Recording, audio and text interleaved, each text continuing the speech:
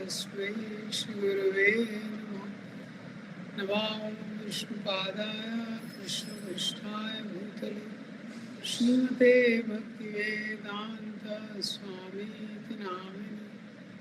नमस्ते सरस्वते देवी गौरवाणी प्रचारिणे निर्विशेषा शून्यवादी पाश्चात्यदेशतारिणे।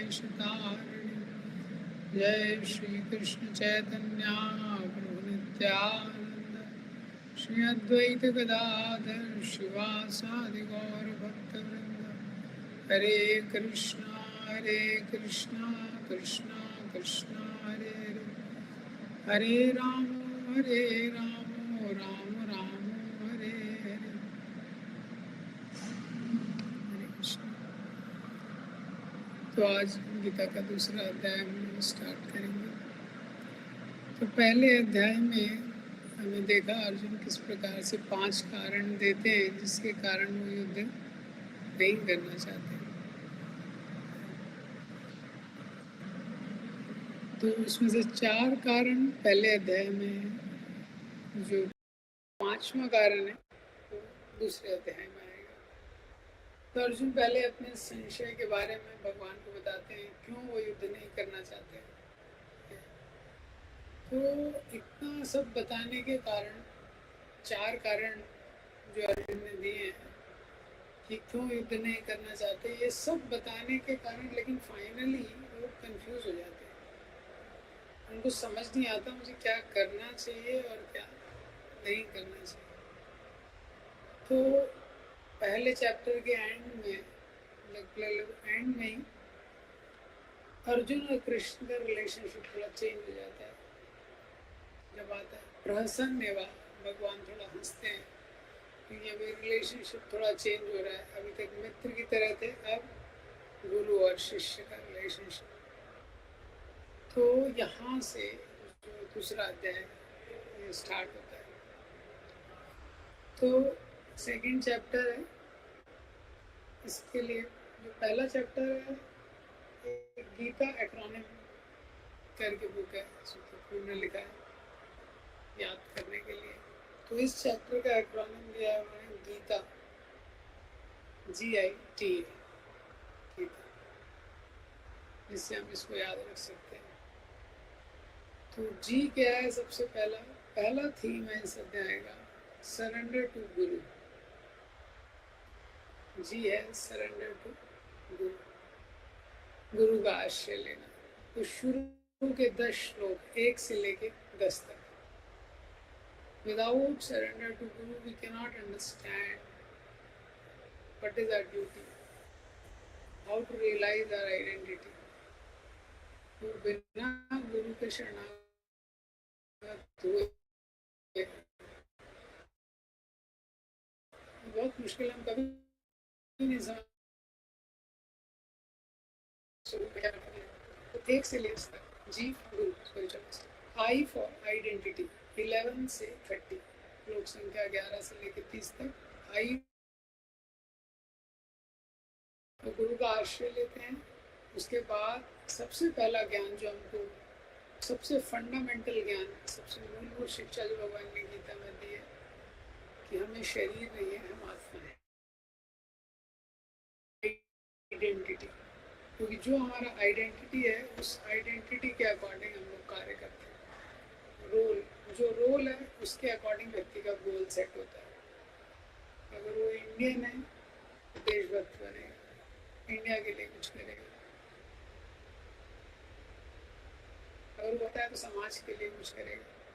जब वो अपने आप को भगवान के दास के रूप में आइडेंटिफाई करता है तो भगवान की सेवा में कृष्ण नित्य दास। जब तक जीव ये उसको अंडरस्टैंडिंग नहीं आता है कि मैं भगवान कृष्ण का नित्य दास हूँ, तब तक उसका जो कॉन्फ्लिक्ट है, जैसे जो अर्जुन के साथ चल रहा है, वो कभी एंड नहीं होगा। क्यों? क्योंकि जो सोचता है कि वो है उसी के अनुसार वो कर्म करता है। तो बाकी जो भी उपाधियां हैं, बाकी जो भी डेजिग्नेशंस हैं, जो भी आइडेंटिटीज हैं इस संसार में, उसमें कॉन्फ्लिक्ट होता है। तो अर्जुन धर्म के आधार पे ही चारों तर्क दे रहा है पहले अध्याय में, लेकिन फिर भी कॉन्फ्लिक्ट है। तो इसके बाद for guru, I for identity, T for types of dharma, 2 types of. तो जब जीव को ये पता चलता है कि मैं शरीर नहीं हूँ और मैं आत्मा हूँ, मैं शरीर नहीं हूँ, मैं क्या हूँ, मैं आत्मा हूँ, तब 2 तरह के धर्म का उसको पालन करना पड़ता है। तो वो दिया है 30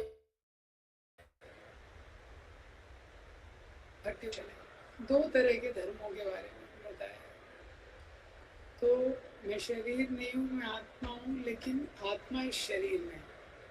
एक हो गया शरीर का धर्म, आत्मा का धर्म। ये 2 तरह के धर्म हो गए, शरीर का धर्म और आत्मा का धर्म। So I am soul, but the soul is there encaged in a body. शरीर के लिए धर्म और आत्मा के लिए। अगर मैं शरीर का धर्म प्रॉपरली करता हूँ तो जो कर्म दिया है, वर्णाश्रम में जो एक्टिविटीज दी है, ड्यूटीज दी है, तो केवल शरीर का धर्म करने से व्यक्ति बार बार इस संसार में उसको आना पड़ता है। वो गलत नहीं कर रहा है, शरीर का धर्म का पालन कर रहा है, सही कर रहा है, लेकिन केवल शरीर के धर्म का पालन करने से क्या होता है, उसको बार बार इस संसार में आना पड़ता है। तो इसीलिए दूसरा ड्यूटी है जो आत्मा का, जो आत्मा के प्रति हमारा रिस्पॉन्सिबिलिटी है। जब हम आत्मा का रिस्पॉन्सिबिलिटी, आत्मा की जिम्मेदारी को हम करते हैं, उसको बोलते हैं स्पिरिचुअल ड्यूटी। और ये दोनों ड्यूटीज को अगर कोई व्यक्ति अच्छे से करता है तो लास्ट सेक्शन है इसका ए फॉर आत्माराम, देन ही विल बिकम आत्माराम या स्थित प्रज्ञ। तो वापस मैं रिपीट करता हूँ, इस चैप्टर में 4 सेक्शन है मेनली, तो इस चैप्टर को आप याद रख सकते हैं। इस अध्याय में गीता का पूरा समरी दिया हुआ है, पूरा गीता समराइज करके इस एक चैप्टर में दिया हुआ है। तो भगवान ने इसका एक्रोनिम है गीता, जी फॉर गुरु। सबसे पहले भगवान, अर्जुन जब इतने कंफ्यूज है, इतने टेंशन में है, तो सबसे पहले भगवान की शरण लेता है। तो ये सबसे पहला एस्पेक्ट है, तद्विधि प्रणिपाते। तो 1 से लेकर 10 श्लोक तक, उसके बाद 11 से लेकर 30 श्लोक तक है आई फॉर आइडेंटिटी। तो जब गुरु की वो शरण लेता है, जो जगत गुरु कृष्ण है, उनकी शरण लेता है, तो भगवान सबसे पहला ज्ञान अर्जुन को देते हैं कि तुम्हारा स्वरूप क्या है, तुम्हारा आइडेंटिटी क्या है, तुम ये शरीर नहीं हो, तुम आत्मा। तो जब शरीर नहीं है, आत्मा है, उसका ज्ञान देते हैं 11 से लेकर 30 तक। फिर 31 से 53 क्या है, अब शरीर और आत्मा 2 चीज़ हो गई। हम शरीर नहीं है, हम आत्मा है, लेकिन आत्मा शरीर में है। तो आत्मा के प्रति ड्यूटी और शरीर के प्रति ड्यूटी, ये 2 कर्तव्य हो गए। सो 31 से 53 में वो 2 ड्यूटीज के बारे में बताया। बॉडी का क्या ड्यूटी है, सोल का क्या ड्यूटी है, सोल के प्रति। और वो ड्यूटीज अगर कोई अच्छे से करेगा तो लास्ट ए फॉर आत्माराम, 54 से 72। आत्माराम मतलब स्थित प्रज्ञ। एक चीज होती है knowledge, to know I am not body, I am soul is one thing, to bring it into practice is another thing. एक होता है ज्ञान, एक होता है विज्ञान। तो जो दोनों जिम्मेदारियों को अच्छे से करेगा तो वो स्थित प्रज्ञ, उसको ये साक्षात्कार आएगा। तो 2.54 से 72 तक वो वाला सेक्शन है, ठीक है। तो इस प्रकार से भगवान ने पूरी गीता को समराइज कर दिया है। जो भी अर्जुन के 5 क्वेश्चन थे, उन 5 क्वेश्चन का आंसर भगवान इस अध्याय में दे देंगे। इसीलिए प्रभुपाद जी ने इसका नाम रखा है कंटेंट्स ऑफ गीता समराइज्ड। और और भी इस अध्याय के नाम है आत्मा अनात्मा विवेक योगा, वो भी हम लोग देखेंगे। लेकिन एक एक्रोनिम आप याद रखिए, इससे आपको ये चैप्टर याद रहेगा, GITA। पहला सेक्शन है जी for surrender to Guru, G for Guru, I for identity, T for two types of धर्म एंड A फॉर आत्मा। इससे आपको याद रहेगा। सबसे पहले गुरु का शरण लेना है। गुरु का शरण लेंगे तो बताएगा कि हमारा स्वरूप क्या है, हम शरीर नहीं है, हम आत्मा है, इसका ज्ञान देगा। और जब हमको ये पता चलेगा हम शरीर नहीं है, हम आत्मा है, तो हमारा एक और रिस्पॉन्सिबिलिटी बढ़ जाएगा। शरीर के प्रति भी कर्तव्य है और आत्मा के प्रति भी कर्तव्य बढ़ जाएगा। केवल शरीर का कर्तव्य करेंगे, कितना भी सफल होने के बावजूद इस संसार में बार बार आते रहना पड़ेगा। पुनरपि जननम पुनरपि मरणम पुनरपि जठरे जननी जठरे। इसीलिए हमको आत्मा के प्रति भी कर्तव्य करना है। और शरीर और आत्मा का कर्तव्य हम अच्छे से करेंगे तो रिजल्ट क्या होगा, वो आत्माराम। हमको ये थ्योरी जो है प्रैक्टिस में जब हम करेंगे तो स्थित प्रज्ञ हो जाएगा। तो इसका जो पहला सेक्शन है वो है, अर्जुन इतने सारे प्रश्न करने के बाद कंफ्यूज हो जाते हैं। इतने सारे प्रश्न करने के बाद कंफ्यूज हो जाते हैं क्योंकि यही पहले चैप्टर का सबसे मुख्य लेसन है। पहला चैप्टर गीता का क्यों इम्पोर्टेंट है, क्योंकि प्रॉब्लम डेफिनेशन है। पहला चैप्टर इसीलिए इतना महत्वपूर्ण है क्योंकि जब तक प्रॉब्लम क्लियर नहीं होगा आप सोल्यूशन व्यक्ति लेगा नहीं। कोई व्यक्ति डॉक्टर के पास जाता है लेकिन वो कन्विंस ही नहीं है मैं बीमार हूँ। सो इंग्लिश में सेइंग है, no curing for a patient to believe himself in good health. आप उस पेशेंट को क्योर नहीं कर सकते हो जो कन्विंस है कि मेरी हेल्थ अच्छी है। इसी तरह है, अगर प्रॉब्लम ही नहीं है, प्रॉब्लम क्लियर नहीं है कि क्या सोल्यूशन नहीं दे सकते। तो पहला चैप्टर प्रॉब्लम को डिफाइन कर रहा है। प्रॉब्लम क्या है इस संसार में, जब तक व्यक्ति सेल्फिश तरीके से सोचता है तो उससे दो चीजें होती है, एक है फ्रस्ट्रेशन, दूसरा है inability to come to sound conclusions. इस संसार में जब भी हम अपने को केंद्र में रख के जीवन को व्यतीत करते हैं और हर चीज के बारे में चिंतन करते हैं तो उसका दो चीजें होती है, उसका दो निष्कर्ष होता है।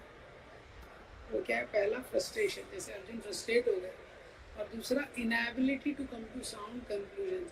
वो व्यक्ति कभी भी एक निष्कर्ष पे नहीं आ सकता कि मुझे क्या वास्तव में जीवन में करना चाहिए। वो इस निष्कर्ष पे नहीं आ पाता है अपने जीवन में। तो इसके बाद दूसरा चैप्टर स्टार्ट होता है, लेकिन हम सब इसी स्थिति में हैं संसार में। तो अगर हमारी ये स्थिति है तो हमारा कर्तव्य है कि एक एबल गुरु का हमको आश्रय लेना चाहिए। मैंने बताया था last time, friends and guides are two very important people in life. Friends and guides, friends make life beautiful and guides make it meaningful. हमारे जो मित्र हैं और गाइड जो लाइफ को हमारे गाइड करते हैं, या जो गुरुजन है, ये दो बहुत महत्वपूर्ण है हमारे जीवन में क्योंकि इनको हम चुनते हैं। तो अगर हम अच्छे मित्रों को चुनते हैं तो लाइफ में स्वीटनेस लेके आ जाते हैं, मधुरता आ जाती है। और अच्छे गाइड्स को चुनते हैं जो हमको अच्छे से निर्देशन दे सकते हैं शास्त्रों के आधार पर, तो लाइफ मीनिंगफुल हो जाती है। तो यहाँ पे अर्जुन ने बेस्ट गाइड और बेस्ट फ्रेंड को चुना। वो बेस्ट फ्रेंड भी है, बेस्ट गाइड भी है, जो कृष्ण है। Krishna is a best friend, is a best guide at a best place. भगवान सबसे अच्छे मित्र हैं, सबसे बेस्ट गुरु हैं, सबसे अच्छे स्थान पे हैं। सर्वस्य चाहम हृदय सन्निविष्टो। तो अर्जुन उनकी शरण लेते हैं, कृष्ण को शरणागत होते हैं। अर्जुन कृष्ण को बताते हैं क्यों वो युद्ध नहीं करना चाहते। तो जब वो कृष्ण को इस तरह से बताते हैं और अर्जुन को पूरी तरह शरणागत हो जाते हैं, तो 1 से लेकर 10, 2.1 से 2.10 है ये जो सेक्शन है। इसमें 2.7 जो श्लोक आएगा, अभी मैं आपको आज ओवरव्यू बता रहा हूँ इस चैप्टर का। ये 2.7 जो श्लोक आएगा जहाँ पे अर्जुन भगवान को शरणागत होते हैं, बहुत ध्यान से इसका तात्पर्य पढ़िएगा। बहुत अच्छा तात्पर्य प्रभुपाद जी ने लिखा है। तो इस सेक्शन का मुख्य लेसन क्या है, जब किसी व्यक्ति को समझ में आ जाता है कि संसार में कोई आश्रय नहीं है, भौतिक संसार में, इस भौतिक संसार में कोई आश्रय नहीं है जो हमको सुरक्षा प्रदान कर सकता है, including our mind and intelligence. हमारा शारीरिक सामर्थ्य, हमारी बुद्धि, हमारा मन, कोई भी हमको पूरी तरह से सुरक्षा प्रदान नहीं कर सकता है। तब व्यक्ति क्या करता है, वो पूरी तरह से आश्रय लेता है एक स्पिरिचुअल अथॉरिटी का। उदाहरण आता है गजेंद्र का।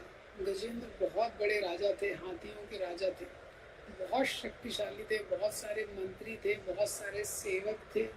जस्ट यूं ही एक दिन घूमते हुए जा रहे थे ऐसे ही पिकनिक मनाने, और विपदा पदम पदम यद विपदाम नतेशन। भौतिक संसार ऐसा है कि क्षण क्षण पे विपत्ति है इस संसार में, कोई व्यक्ति बता नहीं सकता कब विपत्ति आएगी। और मगरमच्छ ने उनके पाँव को पकड़ लिया और उस समय उनको इतना कष्ट हुआ, भागवतम में उसका वर्णन है। राधानाथ महाराज ने एक लेक्चर दिया है, आप लोग सुन सकते हैं, बहुत सुंदर लेक्चर, 40 मिनट्स का कुछ लेक्चर है, व्हाट सरेंडर मीन्स। इसको ऑन डिजायर ट्री पे डालेंगे तो आ जाएगा। तो 2.1 से 2.10 का थीम है सरेंडर टू स्पिरिचुअल मास्टर। गुरु का आश्रय ग्रहण करना इम्पोर्टेंट है, और वो व्यक्ति तब कर पाता है अच्छे से जब उसको समझ में आता है कि अपनी बुद्धि, अपना मन या अपनी शक्ति और सामर्थ्य से मैं कभी भी इस संसार से बाहर नहीं निकल सकता। तो जो दूसरा सेक्शन है 2.11 से 30, ये सेक्शन में भगवान बता रहे हैं कि हम शरीर नहीं है, हम आत्मा है। हमारा आइडेंटिटी क्या है, हम आत्मा है। तो शरीर को हम बचा नहीं सकते और आत्मा को कोई मार नहीं सकता।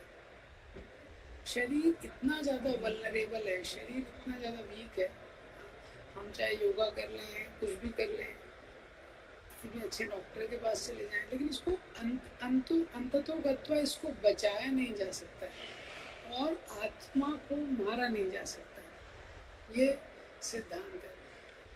तो आत्मा के जो कैरेक्टरिस्टिक्स हैं 2.11 से 30 में भगवान ने बताया। तो जब शरीर को बचाया नहीं जा सकता है, आत्मा को मारा नहीं जा सकता है, इसका मतलब क्या है? इस सेक्शन का प्रैक्टिकल एप्लीकेशन है। इस संसार में सुख दुख, मान अपमान, द्वंद्व, ये जो द्वंद्व है, हानि लाभ, जय पराजय, इसको सहन करते हुए आत्मा के प्रति जो हमारा कर्तव्य है वो हमको करते रहना चाहिए। क्योंकि अगर किसी को पता नहीं है कि हम शरीर नहीं है, आत्मा है, तो उसका पूरा ध्यान शरीर पे चला जाता है। शरीर को कैसे बेस्ट रखना है, इसका कैसे ध्यान अच्छे से रखना है। शरीर का ध्यान तो रखना है, लेकिन उतना ही जिससे कि ये सेवा में लगाया जा सके। शरीर को बहुत ज़्यादा आराम देना जीवन का उद्देश्य नहीं है, इसको सेवा में लगाना उद्देश्य। तो शरीर में इसलिए हमको थोड़ा सहन करना पड़ेगा, कितना भी अरेंजमेंट करें, सहन करते हुए आत्मा के कर्तव्य पे ध्यान देना। उसके बाद 2.31 से 53 इस सेक्शन में 2 ड्यूटीज। अब हम शरीर नहीं है, आत्मा है, तो 2 चीजें हो गई, एक शरीर और एक आत्मा। तो शरीर के प्रति कर्तव्य है वो 2.31 से 38 में दिया है, और फिर आत्मा के प्रति भी कर्तव्य है 2.39 से 53 में, वो सेक्शन शॉर्ट में लिया है। तो जो शरीर का एक स्वधर्म होता है, कोई ब्राह्मण है, कोई क्षत्रिय है, कोई वैश्य है, कोई शूद्र है, सबका अपना अपना स्वधर्म है। वो स्वधर्म का उसको पालन करना है। तो वो स्वधर्म का पालन करेगा तो भौतिक संसार में उसको कुछ अच्छा रिजल्ट मिलेगा। जो ब्राह्मण है अपने ब्राह्मण के धर्म का पालन करेगा। क्षत्रिय है, सुनते हैं कि क्षत्रिय की अगर धर्म युद्ध में मृत्यु होती है तो जो क्षत्रिय है वो स्वर्ग जाता है। तो कोई भी स्वधर्म का पालन करेगा, भौतिक संसार में उसको रिजल्ट मिलेगा। और फिर जब आत्मा के प्रति धर्म का पालन करेगा तो आध्यात्मिक जगत में उसकी चेतना का विकास होगा और कर्म के बंधन से मुक्त होगा। और 2.54 से 72 है स्थित प्रज्ञा। स्थित प्रज्ञा मतलब जिसका जो प्रज्ञा है वो स्थित हो चुकी है, वो फिक्स हो चुका है कृष्ण कॉन्शियसनेस में। तो जब वो अपनी दोनों जिम्मेदारियों का अच्छे से निर्वाह करता है तो क्या होता है, वो कृष्ण कॉन्शियसनेस में फिक्स हो जाता है। जैसे व्यक्ति कृष्ण कॉन्शियसनेस में फिक्स होता है तो भौतिक संसार का उतार चढ़ाव उसको इतना प्रभावित नहीं करता है। अपूर्यमानम अचलम प्रतिष्ठम समुद्रमापा प्रविशन्ति यत्र तद्वत् कामायं प्रविशन्ति सर्वे सशान्तिमाप्नोति न कामकाम। 2.72 में भगवान बताते हैं कि जब वो अपनी जिम्मेदारियों का निर्वाह स्वधर्म का और आत्मा के प्रति जो धर्म है अच्छे से करता है तो उसका रिजल्ट ये है कि भगवान की उस पर मर्सी होती है। तो उसका मैनिफेस्टेशन कैसे होता है, भगवान की कृपा का उसके जीवन में उसकी जो चेतना होती है वो विकसित हो जाती है, इवॉल्व हो जाती है। और जो चेतना है वो भगवान की भक्ति में स्थिर हो जाती है। तो वो जो चेतना है वो समुद्र की तरह है। जैसे समुद्र में इतनी नदियाँ प्रवेश करती हैं, गर्मी के समय कितना ही टन पानी चला जाता है, समुद्र प्रभावित नहीं होता। इसलिए इच्छाएं आती हैं जाती हैं लेकिन वो प्रभावित नहीं होता।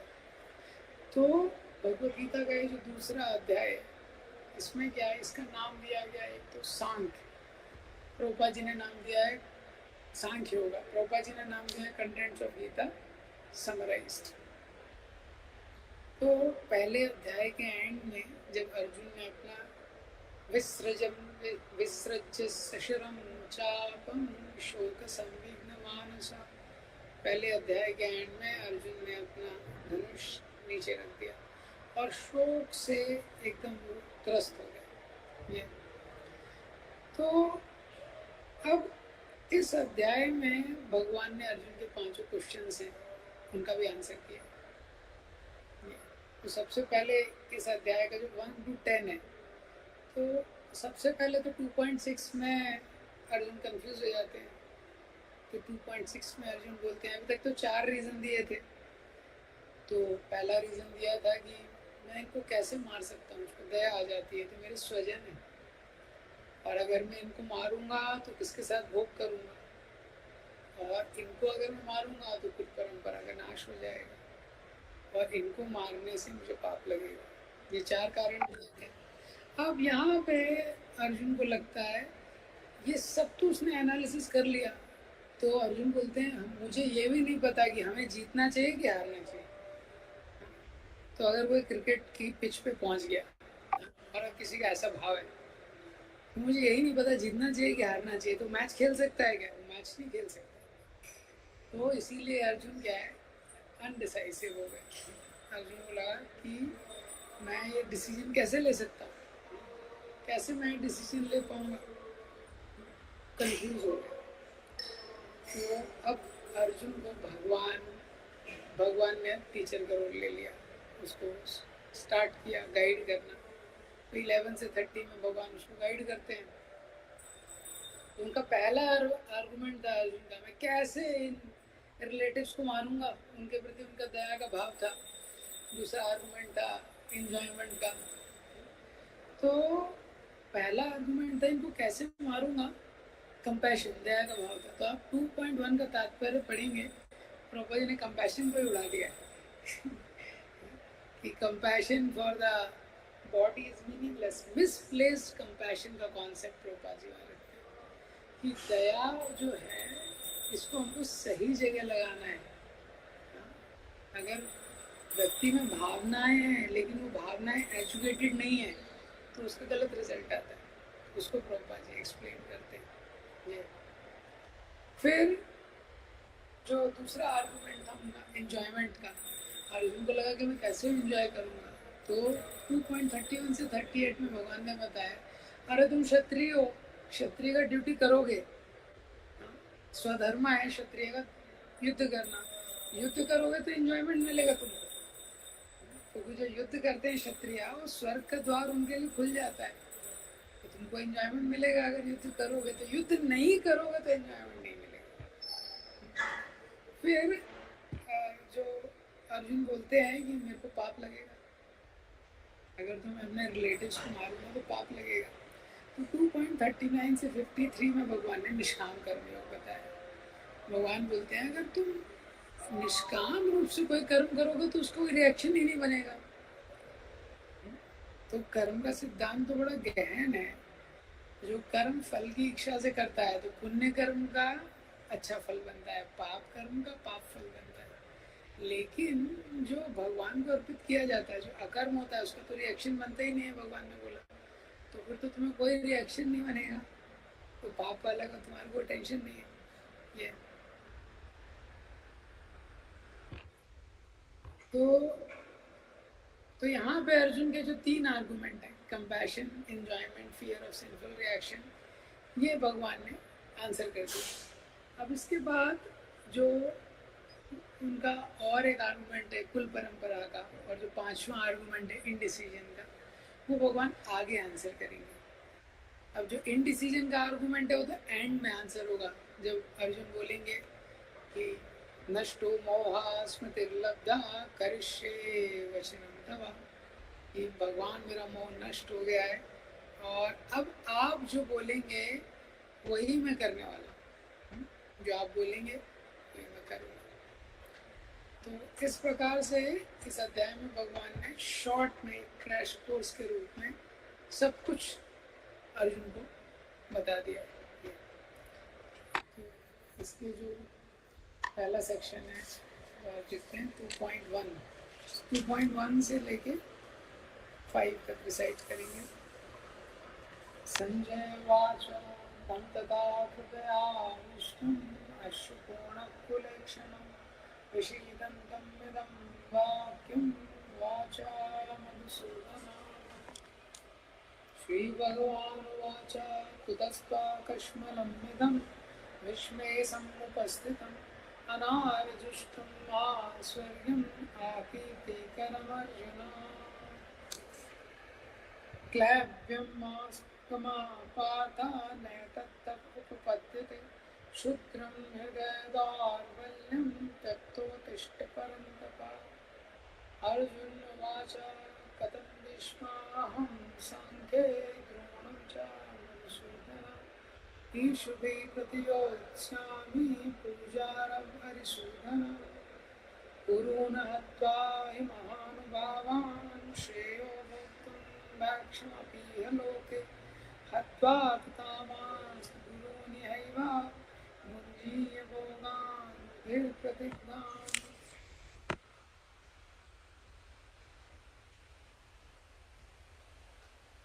तो यहाँ पे संजय बोलना शुरू करते हैं। संजय क्यों बोलना शुरू करते हैं? क्योंकि जब अर्जुन अपना धनुष नीचे रख देते हैं, विसृज्य सशरम चापम, शोक संविघ्न मानसा, और शोक से भर जाते हैं, तो धृतराष्ट्र खुश हो जाता है ये सुन के। धृतराष्ट्र को लगता है अच्छा है तो युद्ध के पहले हम लोग जीत गए। तो धृतराष्ट्र को थोड़ा और क्लैरिटी देने के लिए संजय खुद ही बोलना शुरू कर देते हैं। तो संजय बोलते हैं तम तथा कृपया विष्टम, इस प्रकार से कृपया विष्टम, इस प्रकार से जब पिछले अध्याय में अर्जुन जो है वो बैठ गए इस तरह से कंपैशन में।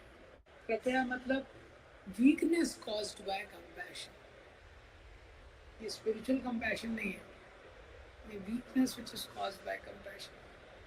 तो कृपया से आविष्ट होके, आविष्ट मतलब इतना ज्यादा, आविष्ट मतलब व्यक्ति भर गया उससे। तो अश्रुपूर्ण कुलेक्षणम, ईक्षणम मीन्स आंखें, पूर्ण, पूर्णाकुल मतलब आंसुओं से भरी हुई, अश्रुपूर्ण कुल ईक्षणम, ईक्षणम मतलब आंखें। अर्जुन की आंखों में आंसू, इतने ज्यादा आंसुओं से भरी हुई थी आंखें, His eyes were drilling with tears, इतना ज्यादा अर्जुन की आंखों से आंसू गिर रहे थे। विषीदंतम विदम वाक्यम, विषीदंतम, अर्जुन बहुत शोक कर रहे थे, और अर्जुन को शोक करते हुए देख के इस प्रकार के शब्द, मधुसूदना उवाचा मधुसूदन, भगवान कृष्ण ने इस प्रकार के शब्द बोले। अर्जुन की स्थिति को देख के भगवान ने इस प्रकार के शब्द बोले। अर्जुन की स्थिति क्या है? स्थिति वो पिछले चैप्टर से ही कंटिन्यू हो रही है। तम तथा कृपया विष्टम, अर्जुन का हृदय में बहुत दया है अपने स्वजनों के प्रति, ये और उसके कारण वो वीक हो गए हैं, वो धनुष उठा नहीं पा रहे हैं। ये कितना भी शक्तिशाली व्यक्ति हो, लेकिन जहाँ आसक्ति होती है वो कमजोर हो जाता है।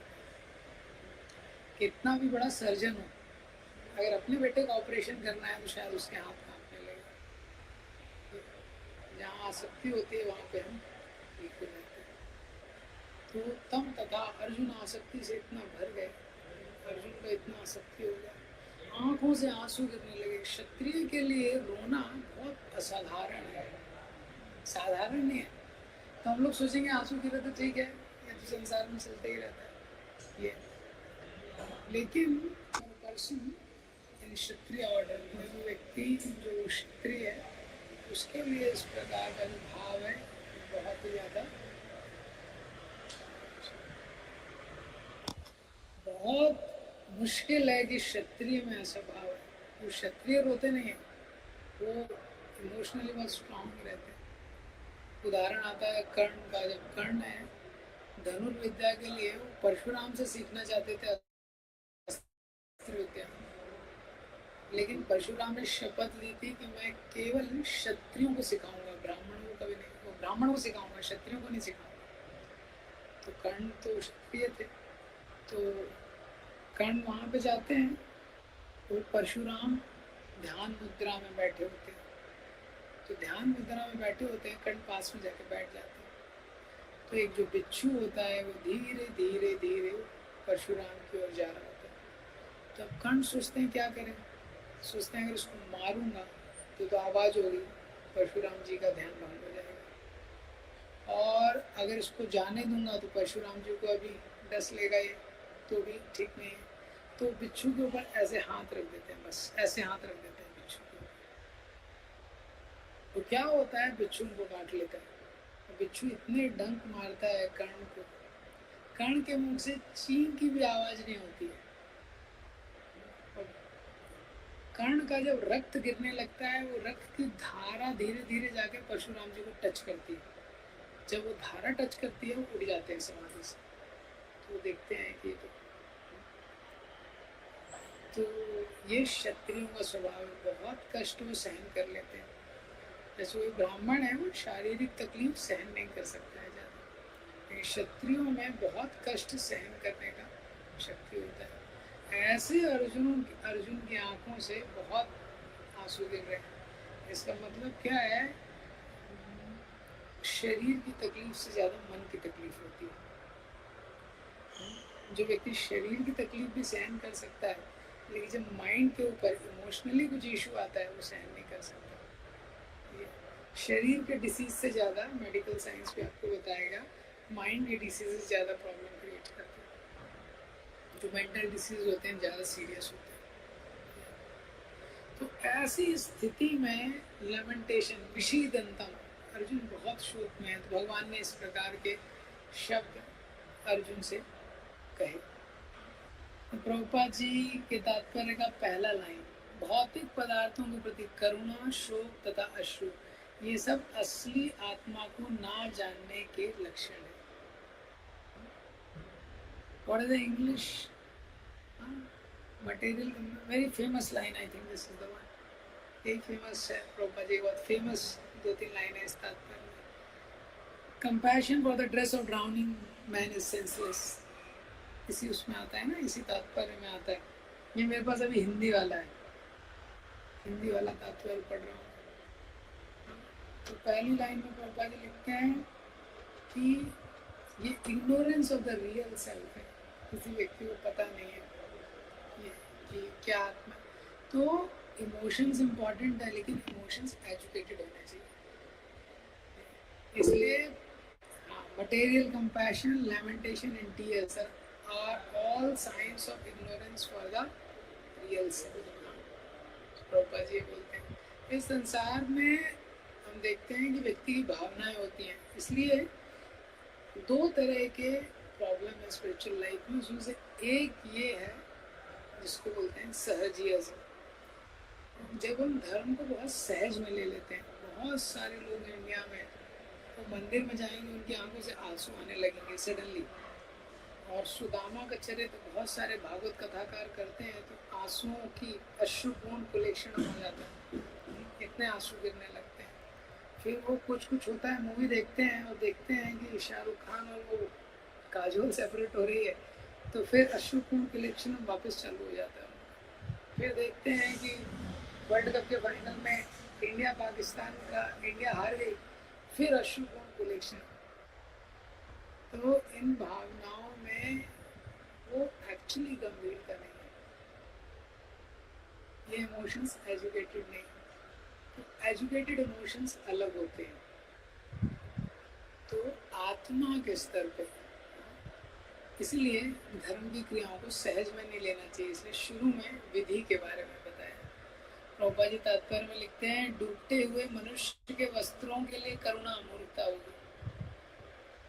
तो क्या है, केवल शरीर पे जो कंपैशन है, इस संसार में आप देखेंगे ज्यादातर लोग केवल शरीर के ऊपर करुणा करते हैं, वही करना चाहते हैं। आजकल आप देखेंगे माता पिता भी रहते हैं तो बोलते हैं हेल्थ कैसा है व्यक्ति का, तो हाँ शरीर का ध्यान रखना है, लेकिन उसके ऊपर चेतना कैसा है ज्यादा चर्चा नहीं है। हाँ, छोटे से बच्चे को मोबाइल फोन दे दो, चेतना चेतना जो हो रहा है कोई दिक्कत नहीं, शरीर अच्छा रहना चाहिए, इसका हेल्थ अच्छा रहना चाहिए। वो हेल्थ से इंद्रिय तृप्ति करेगा और इंद्रिय तृप्ति करके पाप कर्म और इकट्ठा कर लेगा। हाँ, माता पिता के लिए भी प्रॉब्लम करेगा, खुद का लाइफ भी कंफ्यूज कर लेगा। तो जो जो सोल के प्रति हमारा जिम्मेदारी है बहुत इम्पोर्टेंट है। अभी हम लोग यहाँ पे गोरखपुर में अभी प्रेम प्रभु जी आए हुए हैं, प्रभु जी से मैं मीटिंग करवा रहा था कुछ डिवोटीज का, जो कांग्रेगेशन डिवोटीज। तो यहाँ पे माता जी हैं, काफ़ी बड़े ज्वेलर हैं यहाँ के, तो उनके हस्बैंड का रिसेंटली डेथ, तो डेथ होने के बाद सीरियस हो गए उनके हस्बैंड का डेथ हो गया। माता जी का एज 65 है। उनकी जो डॉटर है वो भी पुणे में थी माता जी, और वो माता जी भी पुणे में, उनको पता चला था कृष्ण भावनामृत के बारे में, लेकिन तो गंभीर नहीं हुई थी। अब उन्होंने भी 16 माला स्टार्ट कर दिया। तो प्रभु जी पूछ रहे थे उनकी मदर से कि आप कितना माला करती हैं, तो वो अभी 32 माला करती हैं। उनकी मदर 65 एज है, मैं बहुत गंभीरता उनमें आ गई है, पति का मृत्यु हो गया है, उनको लग रहा है कितना समय मेरे पास है, बहुत कम समय है, उनका ऐसा फीलिंग है बहुत कम समय। 32 माला करती हैं, 16 अपने लिए, 16 अपने पति के लिए जो जिनका देहांत हो गया। तो प्रभु जी ने उनको बोला, प्रेमानंद प्रभु जी ने, this is the best service you can do for her, do for him, best service, ये सबसे उत्तम सेवा है जो आप उनके लिए कर सकते हैं। तो जो सोल का जो ड्यूटी है सोल के प्रति, वो बहुत इम्पोर्टेंट है। तो ये तात्पर्य आप पढ़िएगा, बहुत सुंदर तात्पर्य है, और विशेषकर हर अध्याय का, गीता के हर चैप्टर में जो पहला परपोर्ट है उसमें प्रभुपाद जी चैप्टर के बारे में बताते हैं, इस अध्याय में क्या क्या दिया गया है वो बताते हैं। और इस हर अध्याय का जो लास्ट है, जो लास्ट श्लोक का तात्पर्य है, उस तात्पर्य में प्रभुपाद जी बताते हैं, समराइज करते हैं पूरे चैप्टर को। ये प्रभुपाद जी का स्टाइल है पूरे उसमें। तो इसके आगे से हम लोग कल पढ़ेंगे, और अगर किसी को पहले चैप्टर में कोई क्वेश्चन है तो आप लोग लिख सकते हैं, तो मैं इंडिविजुअली रिप्लाई कर दूँगा। कुछ लोगों ने मुझे क्वेश्चन भेजे थे, तो मैंने उनको रिप्लाई किया है उस तरीके से, क्योंकि शॉर्ट टाइम है तो इसमें क्वेश्चन नहीं ले पाएंगे, लेकिन आप लोग मुझे व्हाट्सएप पे भेज सकते हैं, तो उसको मैं रिप्लाई करूँगा। बाकी पहला जो अध्याय हुआ था वो प्रॉब्लम डेफिनेशन था। इस अध्याय से गीता का फ्लो शुरू होता है, और बहुत ही सुंदर प्रभुपाद जी के परपोर्ट्स हैं। इस अध्याय से हम लोग पढ़ेंगे और देखेंगे कैसे कैसे प्रभुपाद जी ने गीता का एक अलग दृष्टिकोण से एक्सप्लेन करके, प्रभुपाद जी का गीता का जो गिफ्ट प्रभुपाद जी ने वर्ल्ड को दिया है, एक बहुत विशेष प्रस्तुति है प्रभुपाद जी के भगवद गीता की, Bhagavad Gita as it is. Hare Krishna. ग्रंथराज भगवद गीता की जय, श्री प्रभुपाद की जय।